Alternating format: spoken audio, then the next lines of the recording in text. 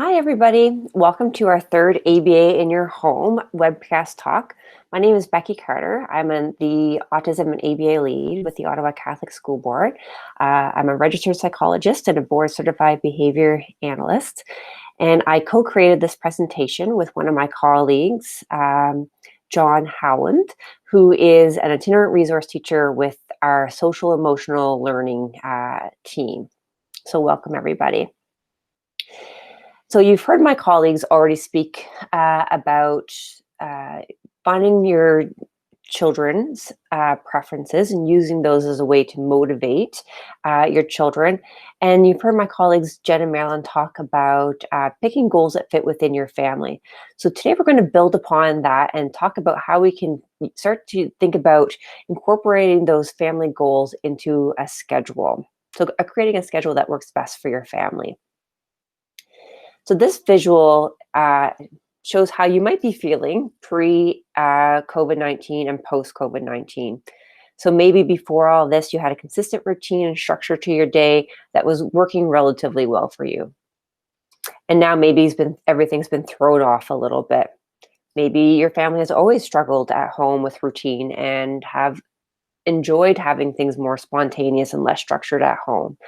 Wherever you are, I hope that you find something useful from our talk today.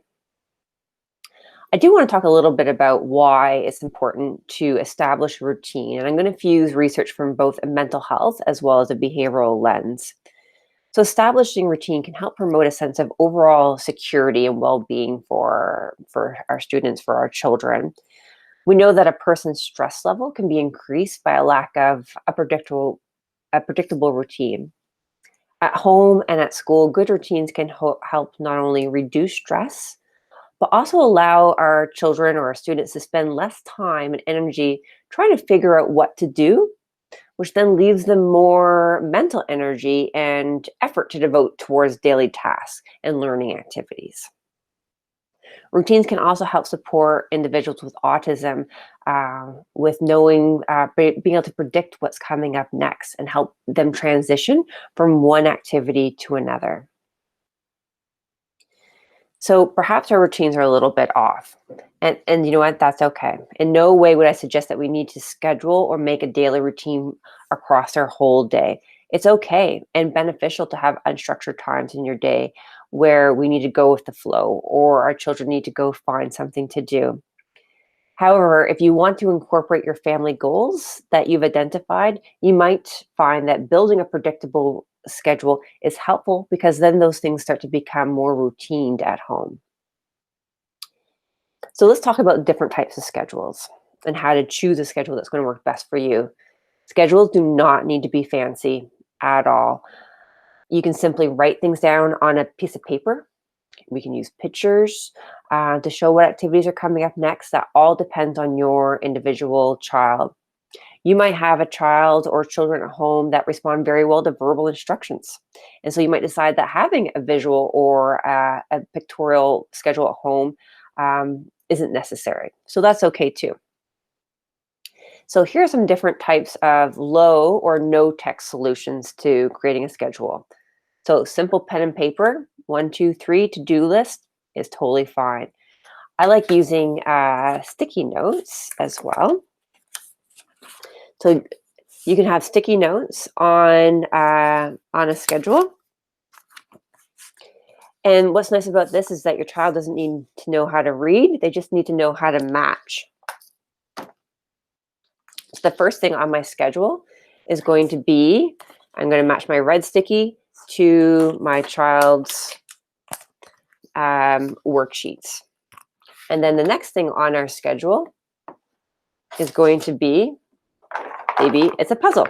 And I have the matching sticky note here. And then when that's done, maybe we're going to read a book together. And that's my child's schedule. The order of your schedule is really important too. So I started off with things that might be more difficult or a least preferred activity, such as the worksheets. Then I moved towards things that might be a really high preference because I know my child really, really likes this book. So I'm more likely to get him to do what I need him to do. So do the worksheet, do the puzzle, and then we're going to finish up with something really preferred, like reading the book together. Some schedules that your child might use at school are with board maker symbols or pictures, or you can draw a picture, or you can take real pictures and print them out. There are some websites that offer free pictures that you can print at home if you don't have access to specific symbols that your child was using with at school. You can also use a first then board. So some students and kids might not want to have a whole bunch of symbols or a whole bunch of words on their to-do list. So you might find having a first then better. So first we're going to do the workbook, then we're going to read the book. So the first is usually what we want them to do, followed up by something that they want to do, a preferred activity. There's also lots of tech-based options as well. So there's apps, there's tons of apps. One app that we use within the school system is called ChoiceWorks.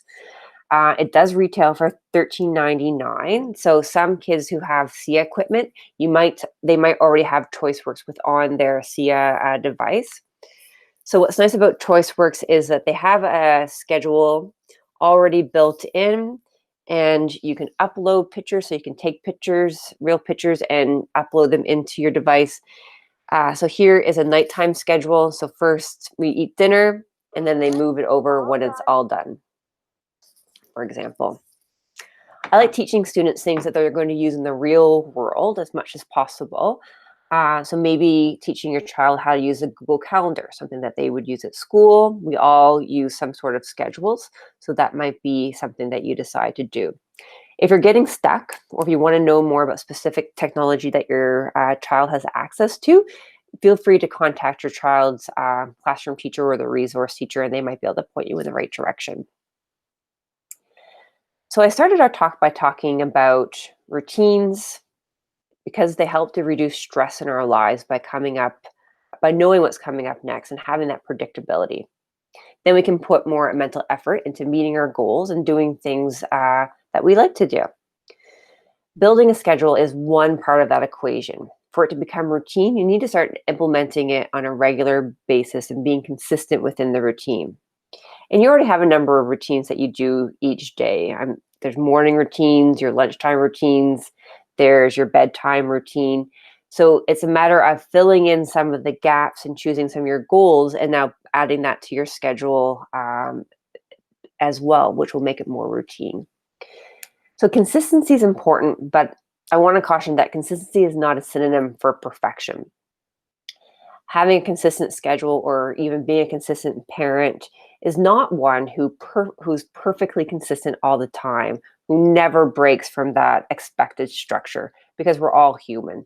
So be kind to yourself and just maybe choose little parts of the day where you might want to add some structure, maybe add a schedule, and then go from there.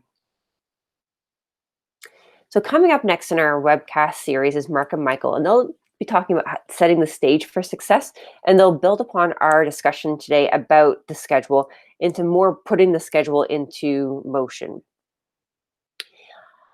This is also, if you want more information, more detailed information about creating a schedule at home, this is a really good link to YouTube, where there's a board certified behavior analyst that goes through in detail creating different types of schedules.